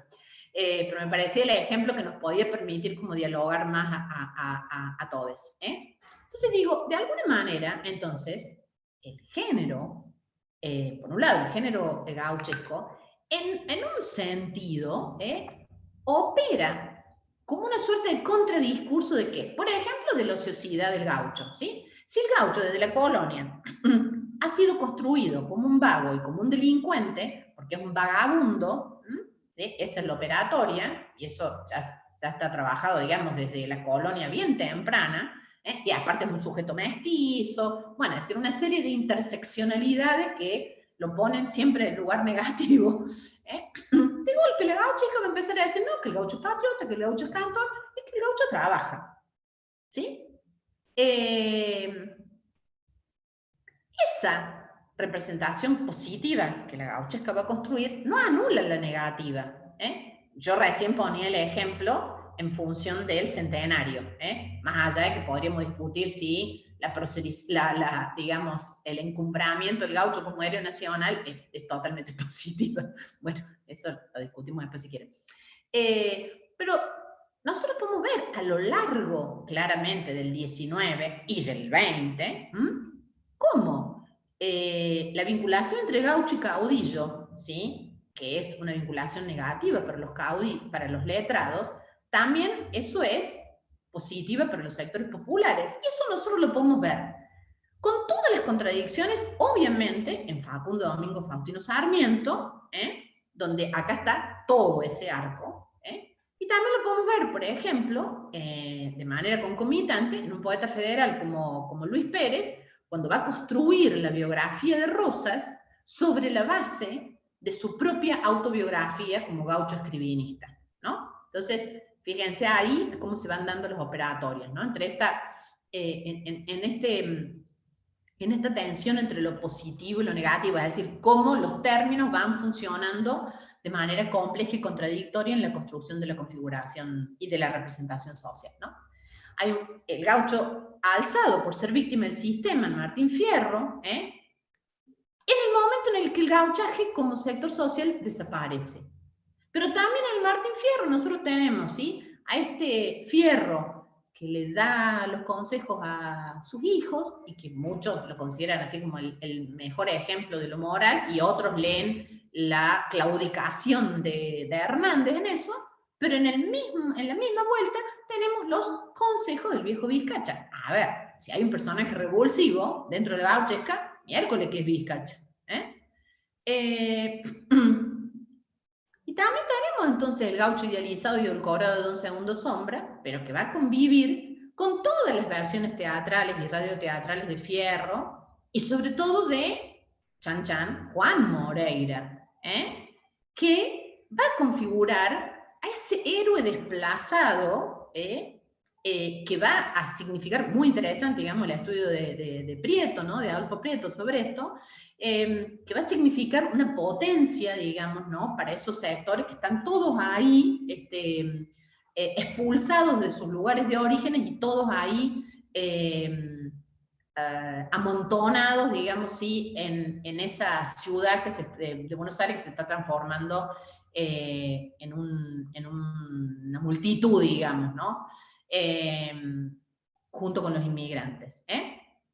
Y ese gaucho, entonces, que va a ser también ese dique, esa frontera cultural para los inmigrantes, diciéndole, vos querés ser argentino, te tenés que parecer gaucho, no te va a parecer nunca, y de golpe se convierte en ese disfraz, entre comillas, porque en el carnaval, ¿de qué se creen que se disfrazaban los gringos? Y se disfrazaban de gauchos, con sus bombachas cribadas. Y hay muchos testimonios desde la literatura y de otros registros, ¿no?, donde esos gringos, digamos, sí, disfrazados de Juan Moreira, sobre todo, blandían una suerte de facón de plástico, de utilería, al grito de soy Juan Moreira, ¿no? Juan, porque no, los italianos les cuesta pronunciar la J, ¿no?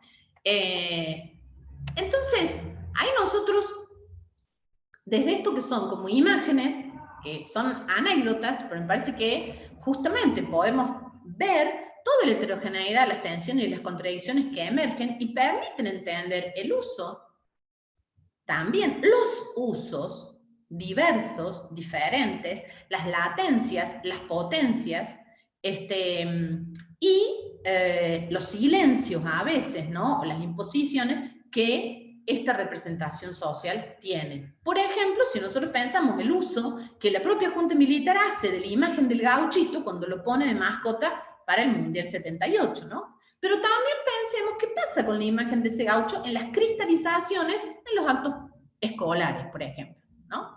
¿Cómo aparece ese gaucho? En la actualidad también, ¿no? Estas comprensiones, me parece, poder dar cuenta de esto, pensar en estas derivas, nosotros no lo podemos hacer por fuera del espesor temporal, recuperando esta categoría de Alejandra Sebrelli, construida inicialmente junto con Víctor Arancibia, ¿no? Entonces, sostener una mirada histórico-crítica en la literatura nos permite poder problematizar procesos culturales, estéticos y políticos, y también comprender la propia conformación procesual de nuestra literatura argentina.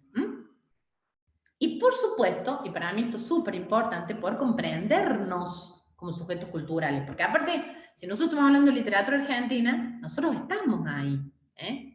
Y esto es una de las cosas que yo trabajo fuertemente con mis estudiantes, ¿no?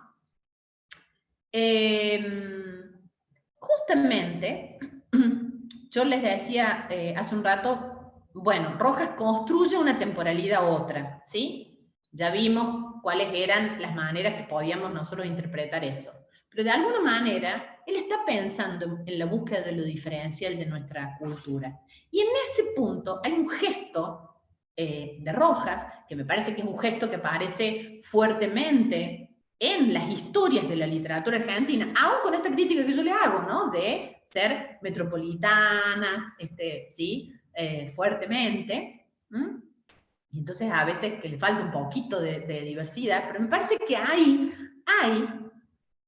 siempre el planteo de construir una historia localizada, situada por fuera de las matrices de la historia universal eurocentrada. Si nosotros leemos, claramente, si nosotros leemos la historia de la literatura argentina, el CEAL, del Centro Editor de América Latina, eso lo atraviesa totalmente. Si nosotros leemos todos los aportes de Gittrich, eso lo atraviesa totalmente. Si nosotros lo leemos a Rojas, eso lo atraviesa totalmente. Si nosotros incluso leemos gran parte, digamos, de los aportes de la mayoría de los textos de la historia contemporánea en desarrollo coordinada por Gittrich, también eso aparece. Entonces, a ver, no puedo localizar, no puedo situar sin coordenadas y espacios temporales, por supuesto. ¿Cómo voy a construir un locus de enunciación? Un lugar de enunciación desde el cual hable yo, y ese yo no es meramente un yo individual, si no tengo coordenadas espaciotemporales. No lo puedo hacer. Entonces, para mí a la hora de enseñar literatura argentina y latinoamericana, eso es imprescindible. Pero yo creo que también eso es imprescindible cuando yo enseño otras literaturas. Por ejemplo, literaturas llamadas occidentales, si quieren europeas, ¿no? ¿Por qué? Y porque significa construir una posición de lectura, que es donde voy a hablar, voy a dialogar, voy a interpretar a esas y con esas literaturas, ¿no? Necesito entrar en diálogo porque necesito ser un sujeto que dialogue con eso y que justamente, digamos, el espesor temporal nos permite construir una voz enunciativa, interpretativa y enunciativa. No de meros repetidores, ¿sí? Porque a mí no me interesa, digamos, esa visión de que la historia es como un discurso que yo me tengo que aprender y repetir, no es lo que está en la base para pensar una historia crítica de una literatura. Insisto, cuando nosotros leemos nuestras historias críticas de literatura, más allá de que yo pueda, qué sé yo, decir que a lo mejor la de Arrieta no es la mejor de todas, pero en general eso está, ¿no? Entonces, en este punto, la importancia de lo histórico también significa una relevancia para pensar y poder deconstruir el canon, ¿no? Porque, a ver, los conflictos con el canon están, ¿sí? ¿Quién los va a negar? Ahora, la pregunta es, ¿los vamos a resolver eliminando nuestras propuestas de enseñanza del canon? O sea, ¿ustedes creen que yo puedo resolver si yo digo, no, yo no voy a enseñar nunca más al Facundo, porque es tan canónico, el Martín Fierro, que son tan canónicos? O sea, difícilmente yo pueda articular algo del siglo XIX sin esos dos textos, ¿sí? Ahora, ¿debemos restringirnos al canon? Por supuesto que no, Ahora, si decidimos atender el espesor temporal de las representaciones, de las configuraciones discursivas, de la conformación de nuestra propia literatura, entonces no vamos a poder ignorar ese canon, ¿sí? ¿Cómo? Bueno, el ejemplo que estuve trabajando sobre la idea de representación social de Gaucho, más o menos me parece que puede aportar ahí, ¿sí? Entonces, ¿qué podemos hacer? Bueno, cachetear el canon. Y miren, esto de cachetear el canon, ¿saben por qué viene? Porque yo posteo en mi Facebook el flyer de esta actividad y Zulma Palermo, ¿sí? Una maestra total, a quien admiro, quiero y conozco de que soy una criatura, me hace un comentario y me dice, espero muchas cacheteadas al canon. Entonces yo me quedé pensando con esto que la Zulma me dice y digo, claro, hay que cachetear el canon, por supuesto que para eso está el canon, para eso está el espesor temporal, para agarrar el canon y pegar unas buenas felpeadas, unas buenas cacheteadas, ¿sí? ¿En qué sentido, no? Bueno, ¿desde dónde leemos entonces como docentes? ¿Qué perspectivas proponemos, compartimos a nuestros estudiantes y sostenemos nuestras propuestas de enseñanza? Tomar el canon y por ejemplo someterlo al espesor temporal, significaría, por ejemplo, construir series, que para mí no es lo mismo que ofrecer una serie de textos que signifiquen solamente pensar en el placer de la lectura. Porque acá sí, voy a decir, para mí, en el campo de la enseñanza, donde acá hay un cuerpo, digamos, ¿sí? Un corpus, y hay un objeto a aprender, a comprender y a apropiarse de él, el placer, el disfrute, también pasa por la comprensión, la apropiación, la construcción de una lectura propia para poder decir sobre eso y sentirme interpelado por ese objeto. En el sentido de que entonces yo estoy presente en eso que estoy leyendo, estudiando, construyendo, discutiendo y debatiendo. Para mí, ahí también aparece el placer. Y eso es lo que yo trabajo con mis estudiantes en el grado. Y les digo que mal no nos va. Porque los chicos salen bastante contentos haciendo un montón de cosas súper interesantes. En la medida que logran sentirse interpelados, ¿sí?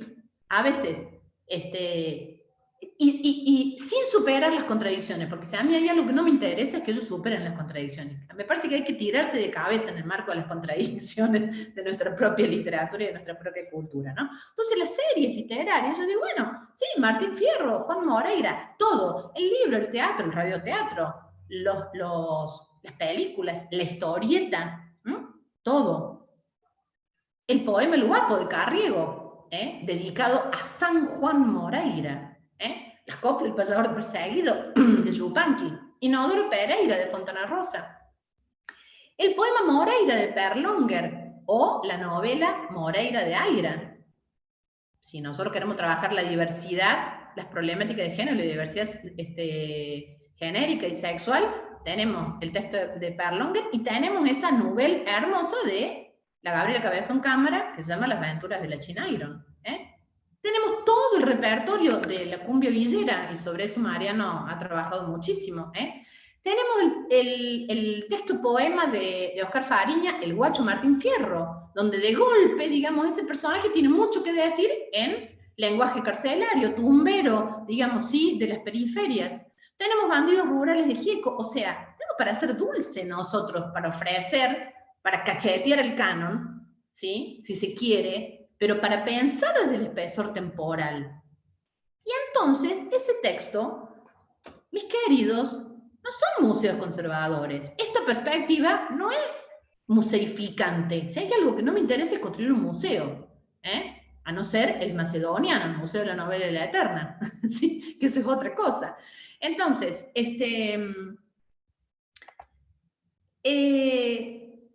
me parece que también cachetear al canon, ¿sí? Significa entonces poder construir con los textos del canon, sin dejarlos del lado, redes textuales que puedan configurar mapas de sentido en los que nuestros estudiantes puedan significar desde sus propios lugares, con toda la interseccionalidad necesaria que debemos atender.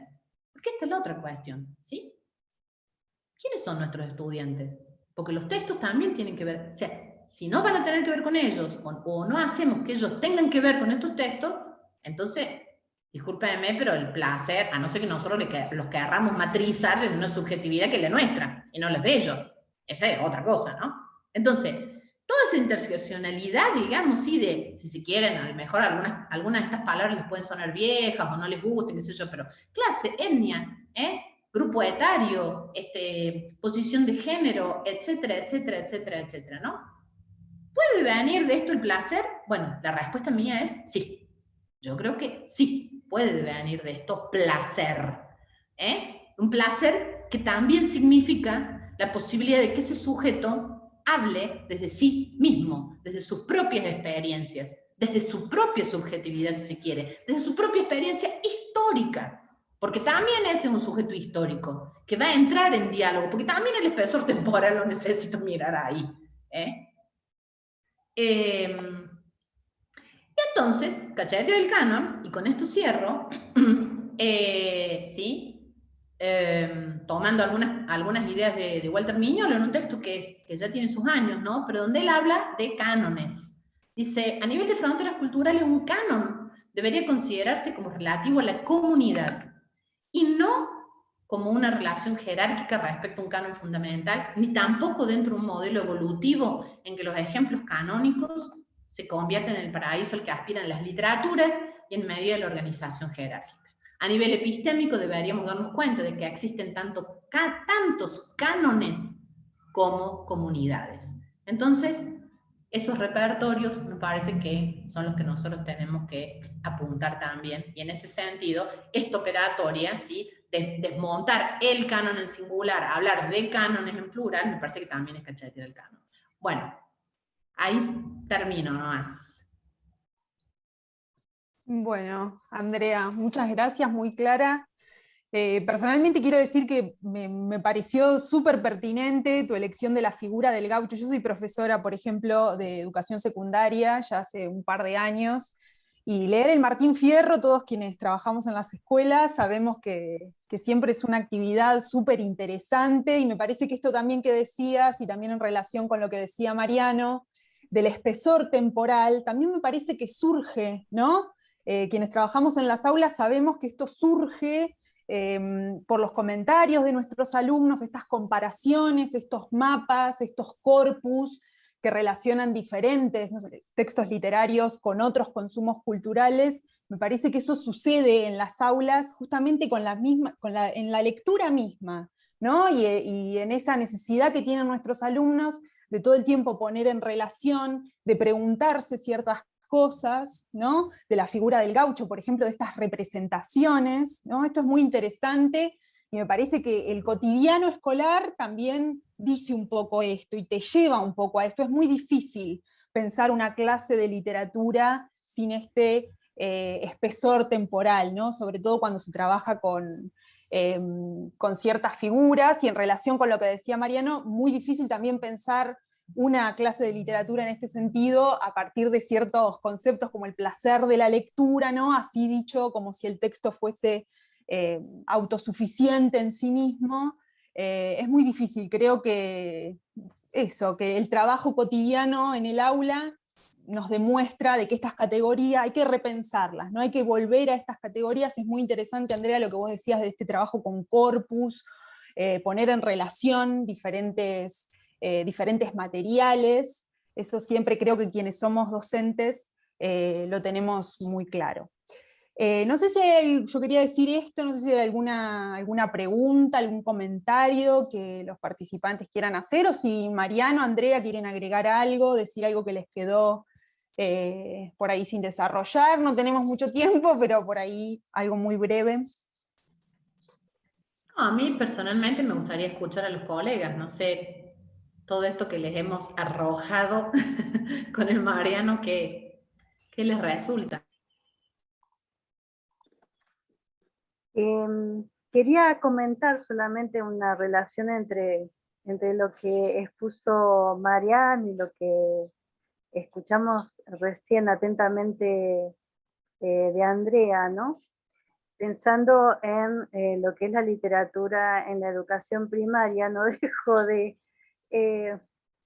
no sé si asombrarme o de volver a reconocer cómo lo que es la literatura argentina, la literatura latinoamericana, parecería ausente de la educación primaria, ¿verdad? Salvo por lo que tiene que ver con los mitos, con aquello que parece atávico y que se edulcora con versiones de autor, ¿sí? Los mitos de versión de autor, y que principalmente está presente en la literatura centroeuropea, sus versiones, sus diversas versiones, entre ellos el popularizado libro álbum, entre otros, ¿no?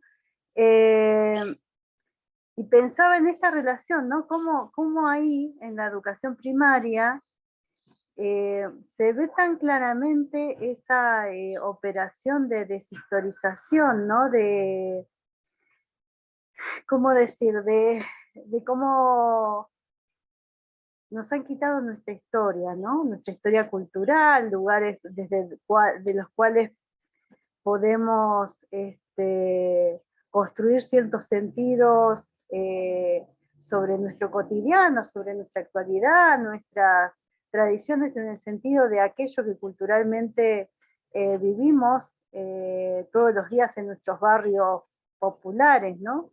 Bueno, nada, solamente esta cuestión que no deja de impactarme.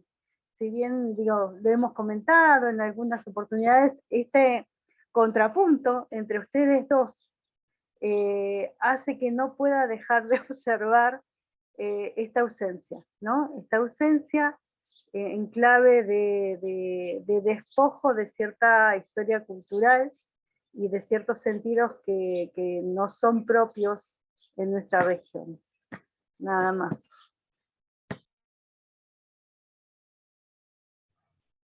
Gracias, María Inés. Me parece que es súper interesante eso que decís, ¿no? ¿Qué pasa? Porque a veces yo es un espacio que no he transitado como docente, la primaria, ¿no? Sí, desde el lugar del programa de extensión, trabajamos con muchas escuelas primarias y bibliotecas, desde las bibliotecas populares, ¿no? Y ahí, digamos, me parece que aparece esto que vos decís, ¿no? De golpe, la literatura es como lo voy a decir entre comillas, a veces parece como el espacio del recreo, ¿no? Bueno, entonces en un momento determinado, como algo totalmente aleatorio, aparece la literatura, pero eso no está enmarcado en una apropiación de clave histórico-cultural, ¿no? Que es lo que vos estás planteando. Me parece que es súper interesante, ¿no? Súper interesante este planteo.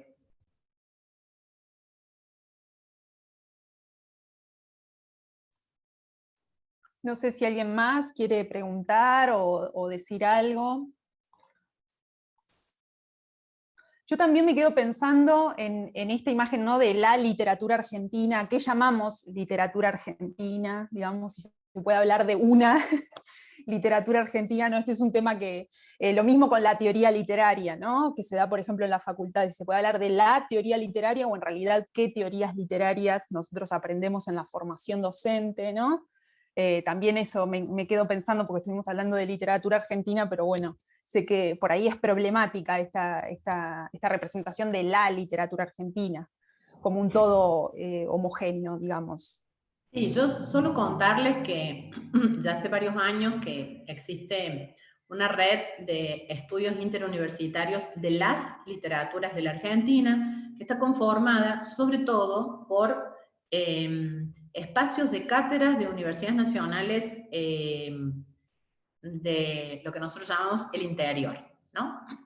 Porque justamente una de las cosas que venimos discutiendo es poder desmontar ese constructo, ¿no?, homogéneo, unívoco, muy parametrado desde lo metropolitano, para poder pensar una diversidad, pero, por lo menos ese es mi planteo, sin renunciar a pensar una totalidad.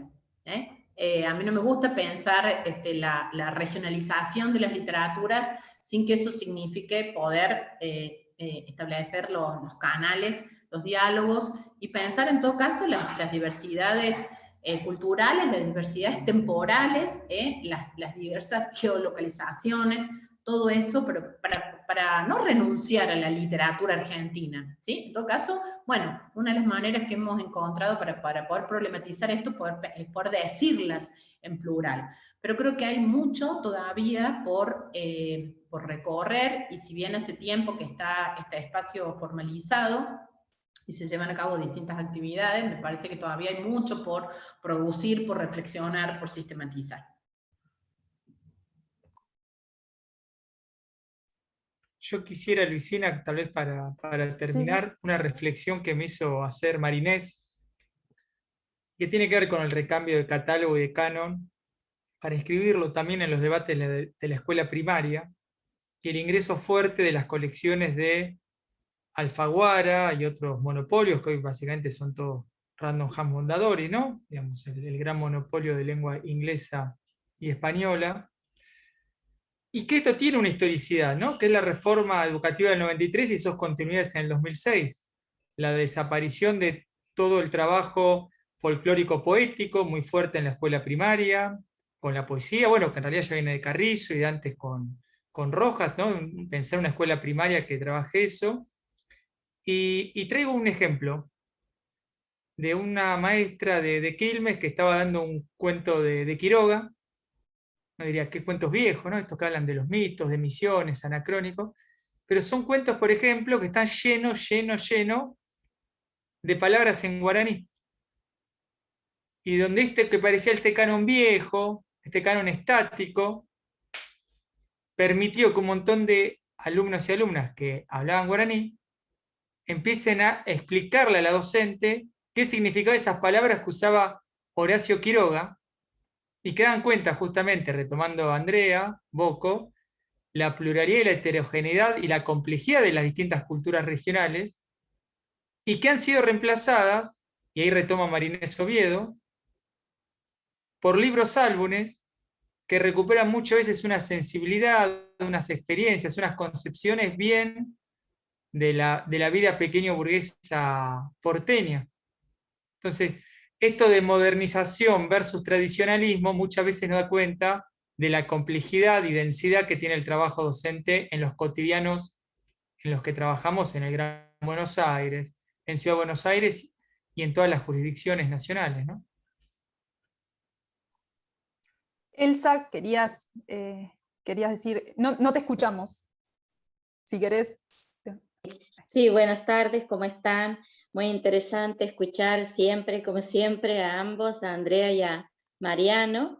Sí, con respecto a lo que estaban diciendo, este ingreso incluso de autores de los denominados regionales a las aulas es todo un trabajo de diálogo con los colegas para salir de estas imposiciones desde los documentos prescriptivos, curriculares, en donde están ausentes todos los textos que tengan que ver con lo cercano. Por ejemplo, aquí en Santiago del Estero tenemos bilingüismo, ¿no? Quichua-castellano, y hay muchísimos textos de autores santiagueños que incluyen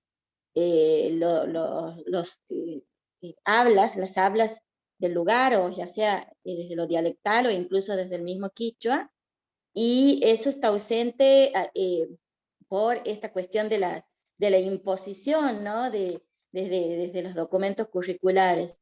Entonces, por tiempo, en un secundario en donde he sido nueva, se leían textos como Dr. Jekyll y Mr. Hyde, textos ingleses, otros así de distintas latitudes, y no lo local. Era algo totalmente dificilísimo poder conversar en ese secundario, porque, bueno, había muchísima gente mucho más grande que yo, adultos que no aceptaban, a tal punto que en algunos casos han querido desaprobar a chicos por no saber los nombres en inglés de una novela, por ejemplo.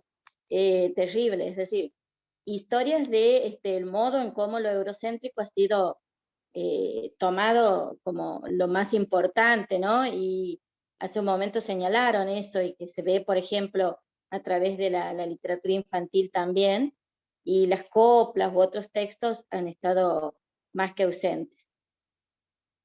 Eso nada más quería acotar y agradecer esta posibilidad de escucharlos.